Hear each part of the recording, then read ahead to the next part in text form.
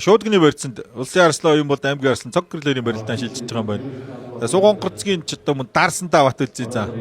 Баруунгаар Сугонхрын дараад бугуун дээрээс наатгцсан тэр жигт нурагшин сөглөлтөө суулгачлаа.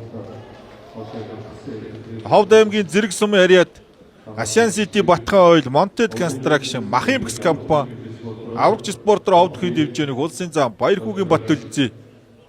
6 дугаар тойргийн 1-р тойрогт Голтой аймгийн арслан бум баяраар нэг давлаа.